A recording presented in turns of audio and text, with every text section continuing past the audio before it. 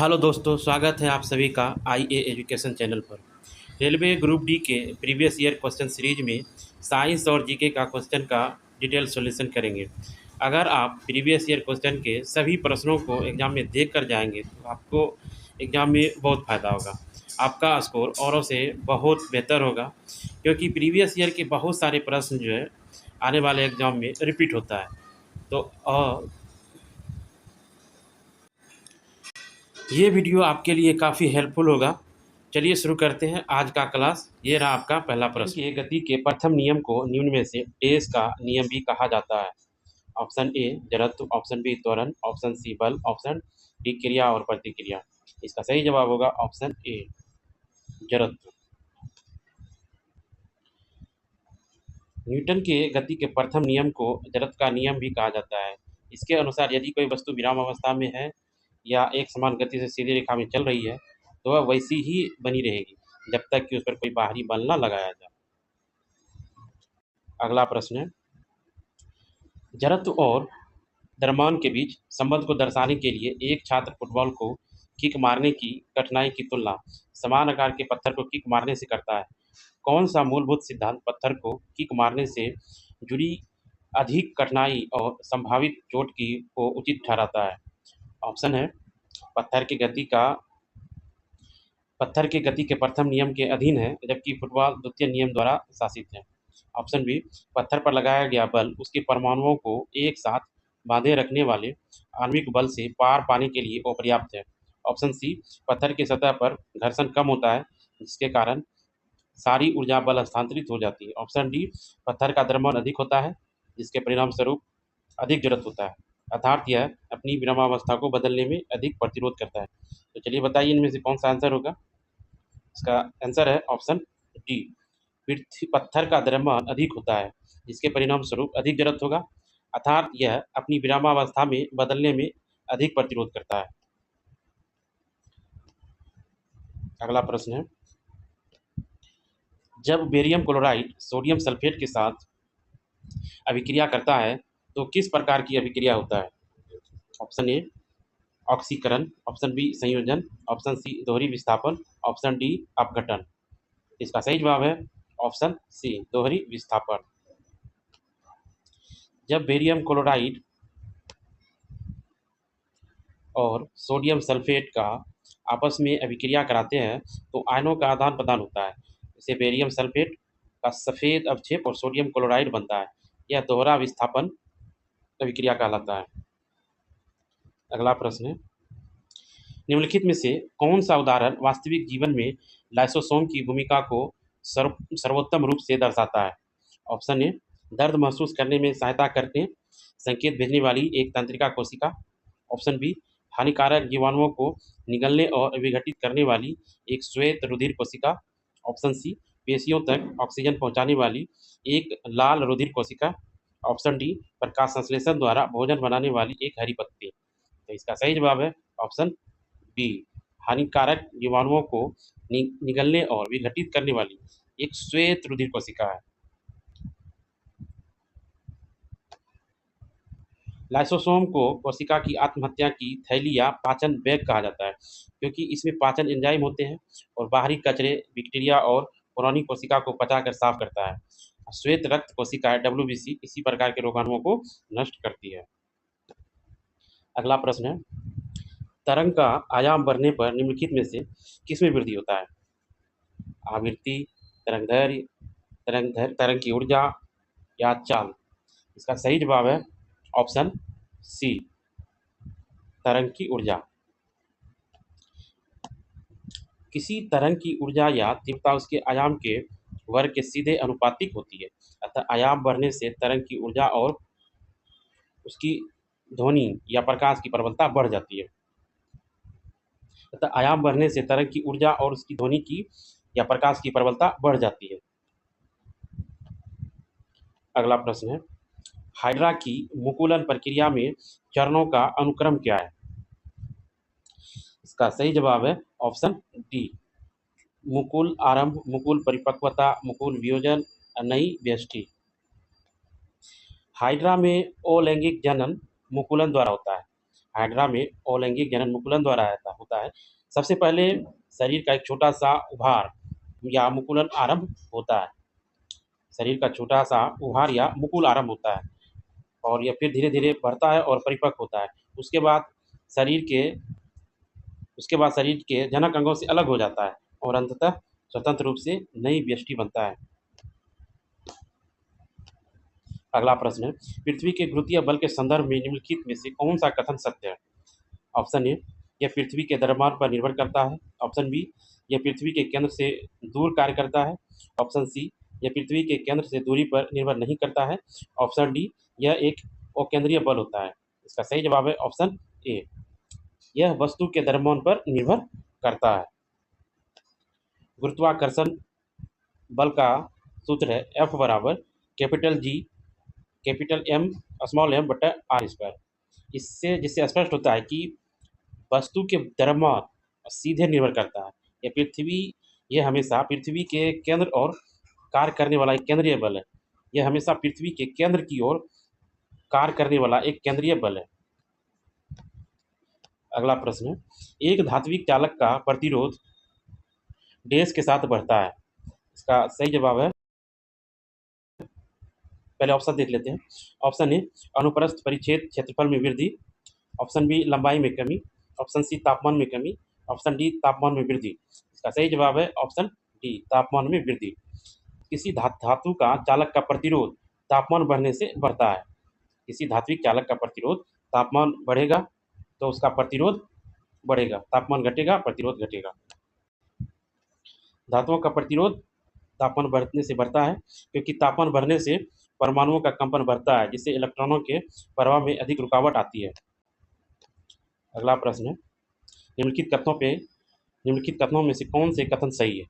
कथन एक है, एक सीधे धारावाही चालक के चारों ओर उत्पन्न चुंबकीय क्षेत्र रेखाएं तार के अनुदिश केंद्रित संकेंद्री वृत्त बनाती है।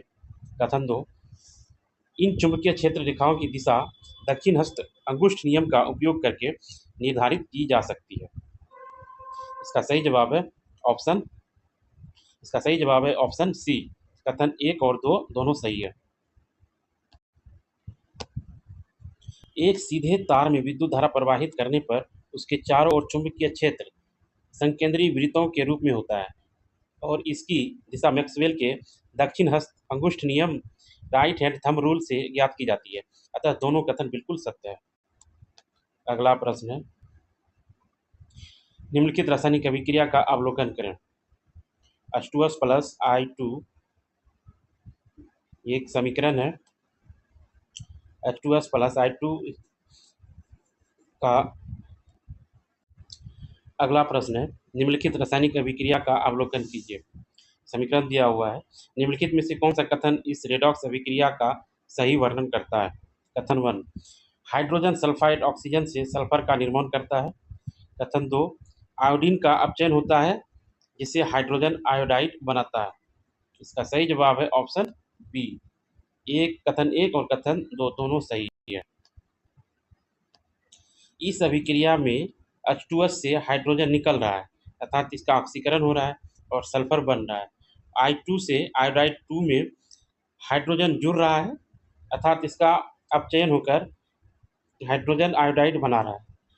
एक हाउसिंग सोसाइटी ने अपशिष्ट को 2 डिब्बों में पृथक करना शुरू किया, हरा रसोई अपशिष्ट के लिए और नीला प्लास्टिक, धातु और कांच के लिए। इस प्रक्रिया का मुख्य लाभ क्या है? इसका ऑप्शन है, इसमें कचरे की दुर्गंध कम होती है।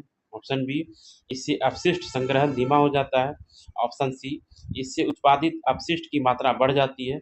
ऑप्शन डी, इससे अजैविक निम्नीकरण अपशिष्ट जैसे जैव निम्नीकरण अपशिष्ट से पृथक करने में सहायता प्राप्त होती है। इसका सही जवाब है ऑप्शन डी। हरे कूड़ेदान में गीली यानी जैव निम्नीकरणीय कचरा रखा जाता है और नीले कूड़ेदान में सूखा पानी और जैव निम्नीकरण रखा जाता है। इससे पुनर्चक्रण और खाद बनाने में बहुत सुविधा होती है। अगला प्रश्न है, रदरफोर्ड के अल्फा कण परिकीर्णन प्रयोग से निम्नलिखित में से किसकी खोज हुई? इसका सही जवाब है ऑप्शन डी, नाभिक का खोज हुआ।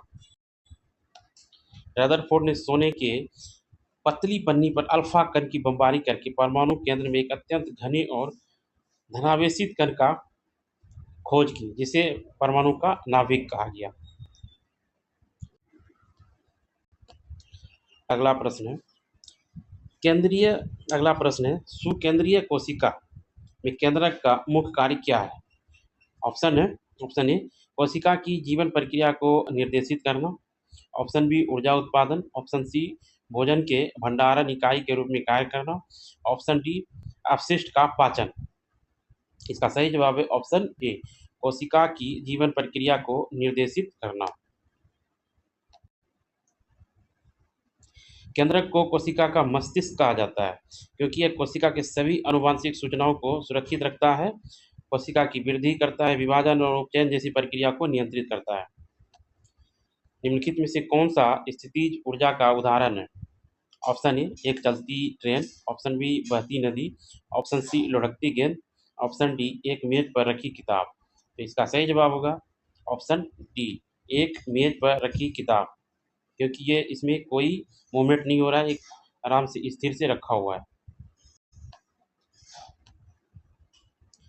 स्थितिज ऊर्जा किसी वस्तु की स्थिति या विन्यास के कारण संचित होती है। मेज पर रखी किताब स्थिर है और जमीन से ऊंचाई पर होने के कारण इसमें स्थितिज ऊर्जा निहित है, जबकि शेष तीनों विकल्प में गतिज ऊर्जा है। अगला प्रश्न, जब श्वेत प्रकाश कांच के प्रिज्म पर आपतित होता है तो उसके सभी घटक रंगों में से बैंगनी रंग सबसे अधिक विक्षेपित होता है। यह किस कारण होता है? ऑप्शन है बैंगनी रंग की तरंगदैर्घ्य न्यूनतम होती है, इसलिए इसका अपवर्तनांक अधिक होता है। ऑप्शन बी बैंगनी रंग की तरंगदैर्घ्य न्यूनतम होती है और इसलिए इसका अपवर्तनांक न्यूनतम होता है। ऑप्शन सी बैंगनी रंग की तरंगदैर्घ्य अधिकतम होती है और इसलिए इसका अपवर्तनांक न्यूनतम होता है। ऑप्शन डी बैंगनी रंग की तरंगदैर्घ्य अधिकतम होती है और इसलिए इसका अपवर्तनांक अधिकतम होता है। इसका सही जवाब है ऑप्शन ए बैंगनी रंग की तरंगदैर्घ्य न्यूनतम होती है और इसका अपवर्तनांक अधिकतम होता है। कांच में बैंगनी रंग की चाल सबसे कम, तरंगदैर्घ्य सबसे छोटी होती है, जिसके कारण माध्यम का अपवर्तनांक बैंगनी रंग के लिए सर्वाधिक होता है। इसी वजह से प्रिज्म से गुजरते समय सबसे ज़्यादा मुड़ता है या विक्षेपित होता है। अगला प्रश्न है द्विखंडन के दौरान कितनी संतति कोशिकाएं बनती है? ऑप्शन ए एक भी नहीं। ऑप्शन बी दो। ऑप्शन सी एक। ऑप्शन डी चार। तो इसका सही जवाब है ऑप्शन बी दो। द्विखंडन बाइनरी फिजन एक कोशिकीय जीवों में होने वाला अलैंगिक जनन, जिसमें एक जनक कोशिका विभाजित होकर दो ठीक संतति कोशिकाओं का निर्माण करती है। अगला प्रश्न है अवतल लेंस द्वारा निर्मित प्रतिबिंब के संबंध में निम्नलिखित में से कौन सा कथन सत्य नहीं है? पहला है अवतल लेंस द्वारा निर्मित प्रतिबिंब को पर्दे पर प्राप्त नहीं किया जा सकता है। दूसरा है अवतल लेंस द्वारा निर्मित प्रतिबिंब को पर्दे पर प्राप्त किया जा सकता है।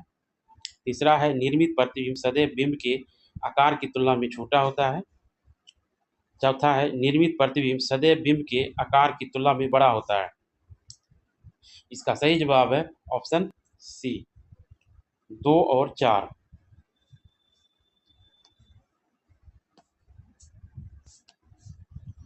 अगला प्रश्न है पौधों की कोशिकाओं में सूजन या सिकुड़न की प्रक्रिया जिसके कारण आकार और गति में परिवर्तन होता है, सीधे तौर पर किस कारक के कारण होता है?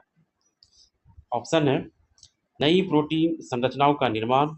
ऑप्शन बी उनके आंतरिक जलाशय में परिवर्तन। ऑप्शन सी सेलुलोज का तेजी से टूटना। ऑप्शन डी इनकी कोशिका भित्ति का कठोर होना। तो इसका सही जवाब है ऑप्शन बी उनके आंतरिक जलाशय में परिवर्तन। आंतरिक जलाशय में परिवर्तन के कारण ही कोशिकाओं का सूजन या सिकुड़न की प्रक्रिया होती है। पौधों की कोशिकाओं विशेषकर रक्षक कोशिका या गार्ड सेल्स में पानी के अंदर आने या बाहर जाने से आंतरिक जलाशय या जल की मात्रा में परिवर्तन से वह फूलती या सिकुड़ती है, जिससे स्टोमेटा खुलते हैं और बंद होते हैं। अगला प्रश्न है, किसी पदार्थ की अवस्था चाहे वह ठोस हो, द्रव हो या गैस हो, किसके द्वारा निर्धारित होती है? ए तापमान द्वारा, बी दाब द्वारा, सी आयतन द्वारा।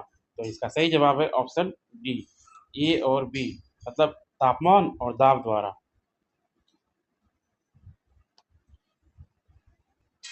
अगला प्रश्न है,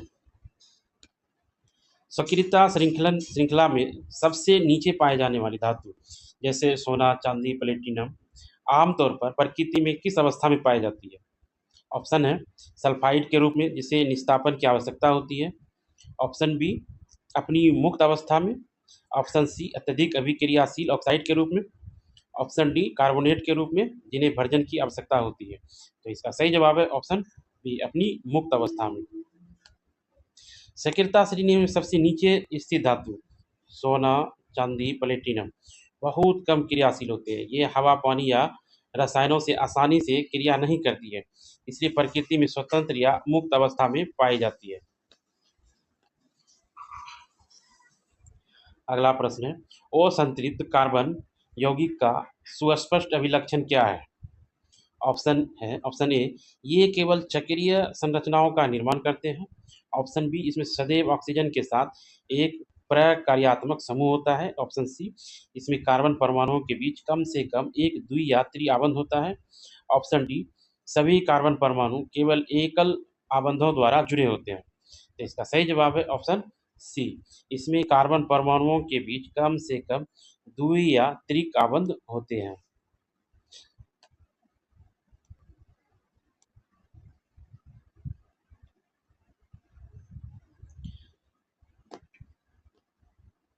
अगला प्रश्न है,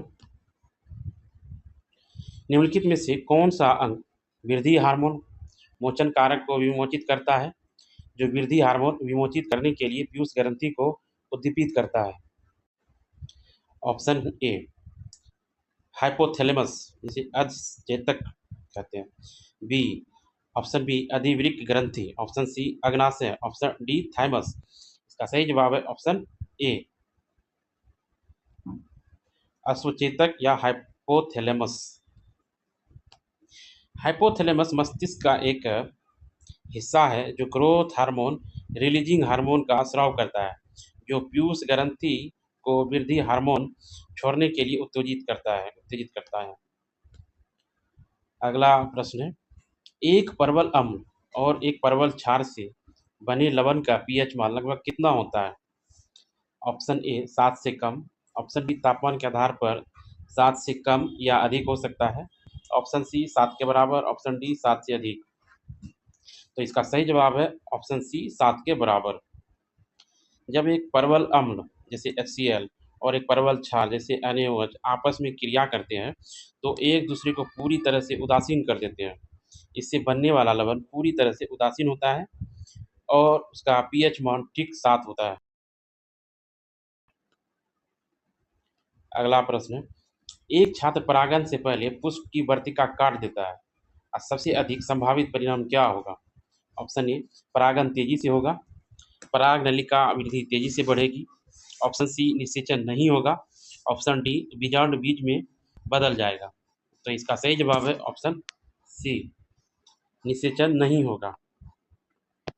वर्तिका या स्टाइल मादा जननांग का वह भाग है जिससे होकर पराग नलिका बीजांड तक पहुंचती है। यदि वर्तिका को पहले ही काट दिया जाए तो परागकण अंडाशय तक नहीं पहुंच पाएंगे, जिससे निषेचन नहीं होगा।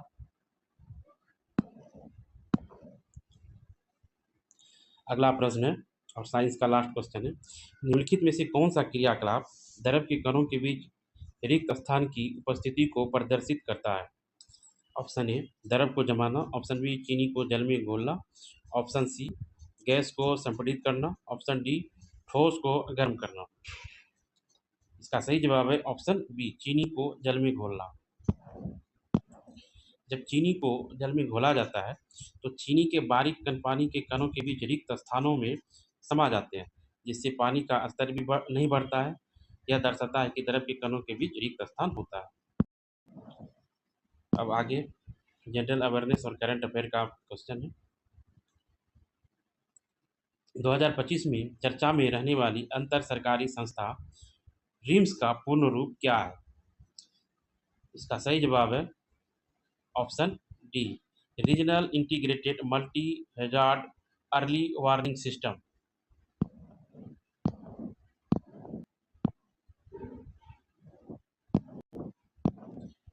अगला प्रश्न है, जनवरी 2025 में प्रकाशित पुस्तक the seventh generation the journey of Christian medical college Vellore किसने लिखी है? Option A professor Romila Thapar, option B doctor Devi Shetty, option C doctor V I Mathan, option D doctor Atul Gawande. इसका सही जवाब है option C, doctor V I Mathan.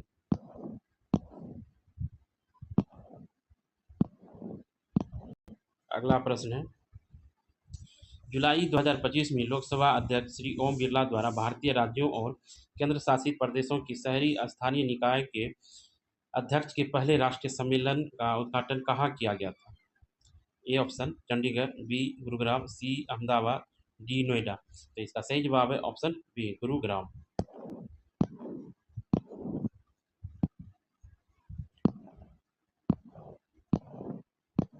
अगला प्रश्न है, 16 जुलाई 2025 को भारत ने भारतीय सेना के लिए डेस नामक आकाश हथियार प्रणाली के उन्नत संस्करण का उपयोग करके लक्ष्य में ऊंचाई उच्च ऊंचाई पर दो हवाई उच्च गति वाले मानव रक्षित लक्ष्यों को सफलतापूर्वक नष्ट करके एक बड़ी उपलब्धि हासिल की।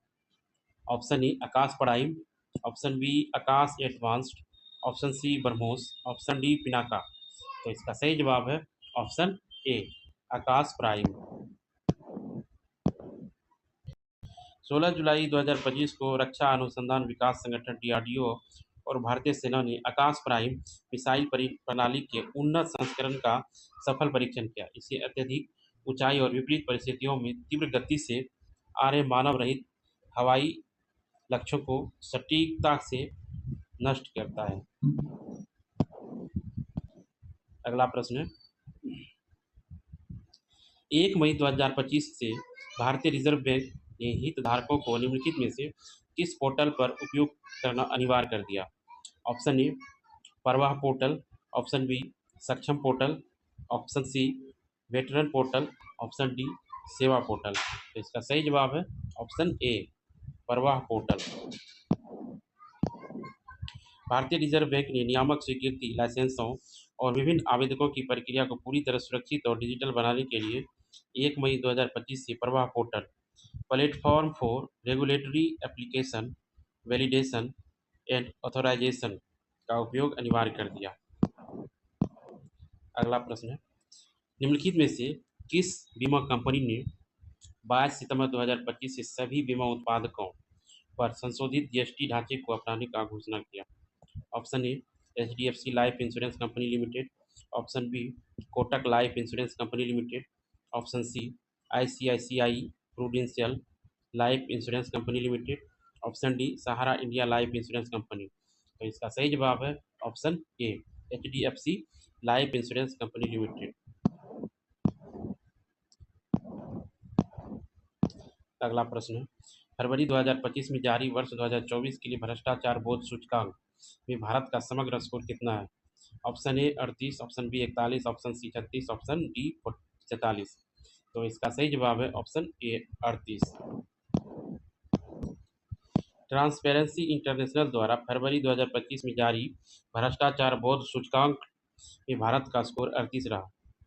यह सूचकांक विभिन्न देशों के सार्वजनिक क्षेत्र में व्याप्त भ्रष्टाचार के स्तर को मापता है। अगला प्रश्न, जून 2025 में 51वां G7 शिखर सम्मेलन किस देश में आयोजित किया गया था? Option A Bharat, option B Germany, option C Abu Dhabi, option D Canada.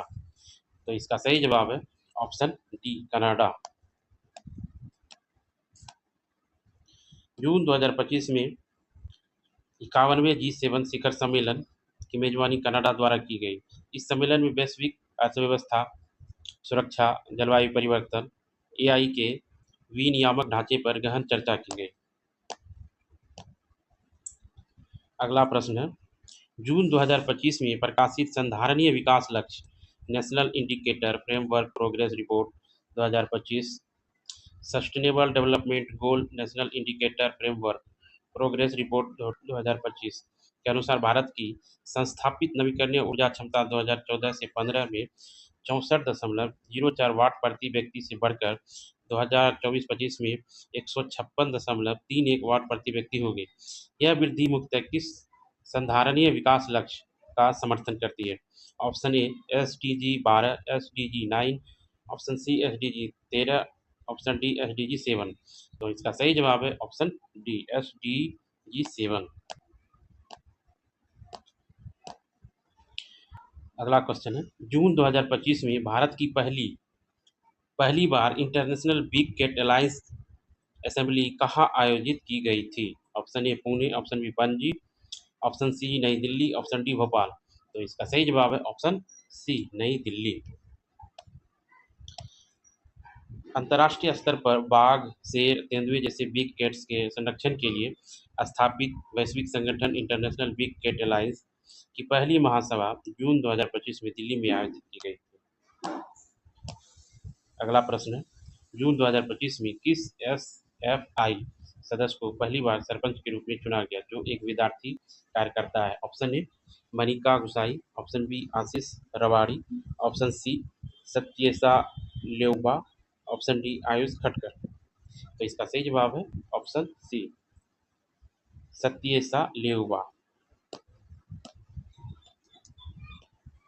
छात्र संगठन SFI की सक्रिय सदस्य और विद्यार्थी कार्यकर्ता सत्येसा लेउबा ने जून 2025 में ग्रामीण पंचायत चुनाव में विजय प्राप्त कर पहली बार सरपंच बनने का गौरव प्राप्त किया। अगला प्रश्न है, विमेन्स फुटबॉल अवार्ड 2025 में किसे गेम चेंजर पुरस्कार से सम्मानित किया गया? Option A Vivian Arsei, option B Kira Walls, option C Anita Asante, option D Bethany England. तो इसका सही जवाब है ऑप्शन सी अनीता असांते। महिला फुटबॉल को वैश्विक पटल पर बढ़ावा देने और समानता के प्रयासों के लिए पूर्व दिग्गज खिलाड़ी अनीता असांते को प्रतिष्ठित विमेन फुटबॉल अवार्ड 2025 में गेम चेंजर पुरस्कार से सम्मानित किया गया। अगला प्रश्न है, ऑस्ट्रेलियन ओपन 2025 के फाइनल में मेडिसन कीज ने निम्नलिखित में से किसे हराया? Option A Elena Rybakina, option B Aryna Sabalenka, option C Naomi Osaka, option D Ons Jabeur. तो इसका सही जवाब है option B Aryna सवालेंका।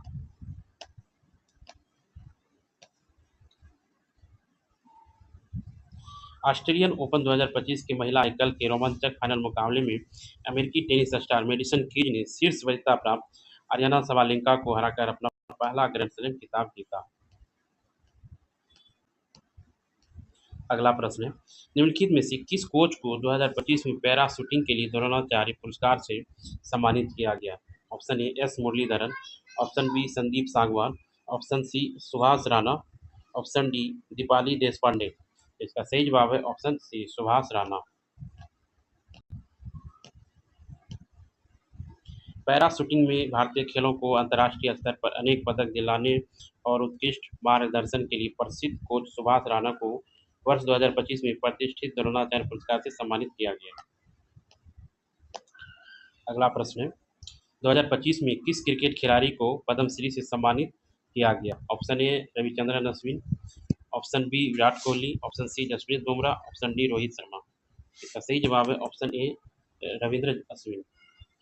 Ravichandran Ashwin. भारतीय क्रिकेट में उनके शानदार योगदान विशेष रूप से टेस्ट क्रिकेट में ऐतिहासिक विकेटों का कीर्तिमान स्थापित करने के लिए दिग्गज स्पिनर रविचंद्रन अश्विन को वर्ष 2025 में भारत सरकार द्वारा पद्मश्री पुरस्कार से नवाजा गया। अगला प्रश्न है, जून 2025 की भारत बाल संरक्षण रिपोर्ट के अनुसार बचाए गए 44,902 बच्चों में से कितने प्रतिशत बच्चे बाल श्रम की सर्वाधिक खराब दशा में पाए गए? Option A 50%, option B 75%, option C 60%, option D 90%। तो इसका सही जवाब है option D 90%।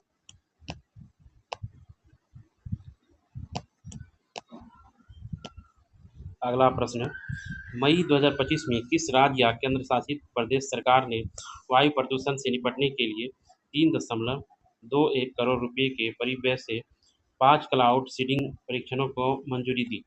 Option A Paschim Bengal, option B Punjab, option C Karnataka, option D Delhi. तो इसका सही जवाब है ऑप्शन डी, दिल्ली।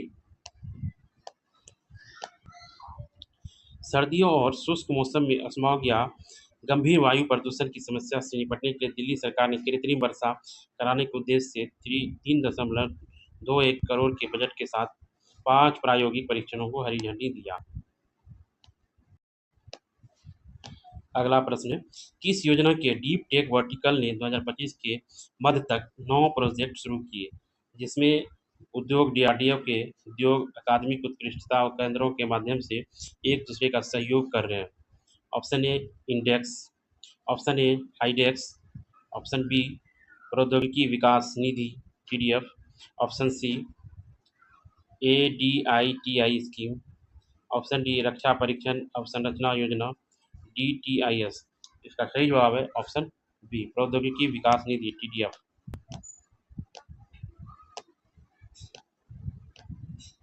अगला प्रश्न है, निम्नलिखित में से किस एयरलाइंस ने पावर क्रिकेट अवार्ड 2025 की मेजबानी की?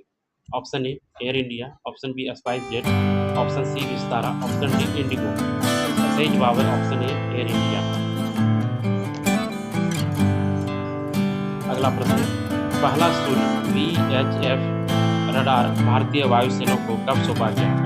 ऑप्शन ए अप्रैल 2025, ऑप्शन बी जनवरी 2025, ऑप्शन सी फरवरी 2025, ऑप्शन डी मार्च 2025। इसका सही जवाब है ऑप्शन डी, मार्च 2025। तो ये था आज का last question. Group D series को Hipnótico sobre de acero y miel. अगले क्लास में मिलते हैं। Te fuiste